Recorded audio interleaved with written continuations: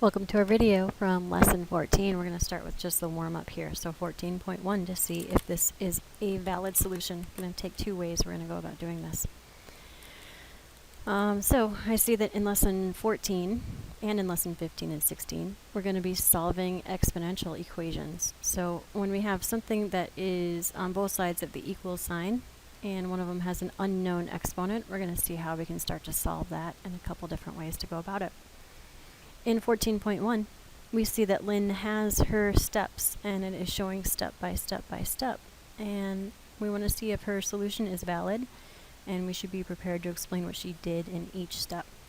And we need that because we see actually in 14.3 just a whole bunch of practices of solving exponential equations.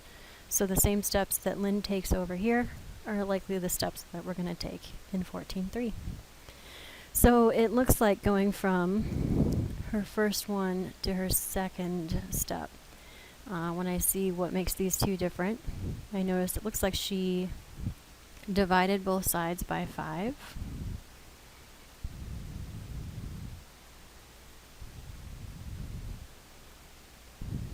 And 90 divided by 5 is in fact 18, so she did her work correctly. So that seems like a very valid step that she would take. From here,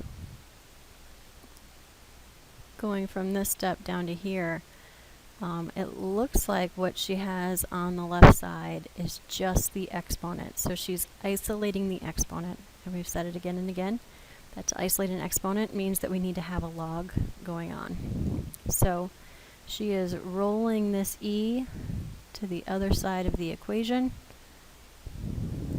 So she is rewriting in log form.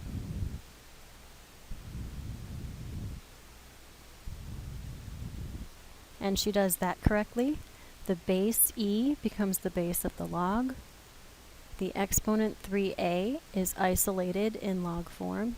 And then our value over here. So that all looks correct. Looking good so far. And then it looks like in the very last step to go from here to here, all she's done is to get the a by itself. Looks like she has divided both sides by a. I'm sorry, not by a. By 3 to get the a by itself. And so all of her steps are valid. And that means that her answer is valid. And you may be thinking to yourself, well, how could I type something like that in the calculator and figure out what the actual answer is? And to do that on a cell phone calculator or on your Chromebook, remember you have to type in the value first and hit that log and divide it by the base. And then we'll do that whole thing and divide it by 3. So I'm going to be using a whole lot of parentheses here to make sure I have something really, really super accurate. So I'm going to slide this up and use my cell phone calculator because it's likely what you have. Perhaps it's the same on your Chromebook. But I'm going to take log 18. I'm going to divide it by, in parentheses, e log, close those parentheses and hit equals. And then I need to take that whole thing and now I need to divide the answer by 3.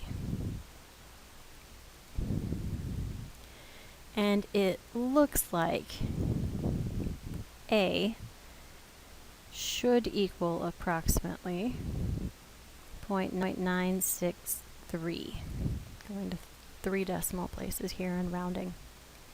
Now if I want to make sure, I could definitely go and graph this in my Desmos. So I'm just going to click over to that screen. I already have it graphed here. There's that 5e to the 3x that was our original equation, and then setting it equal to 90. So I have a y equals 90 here. And when I look, there's where my two graphs cross each other. And that point where they cross is in fact 0.963, so we have the right solution.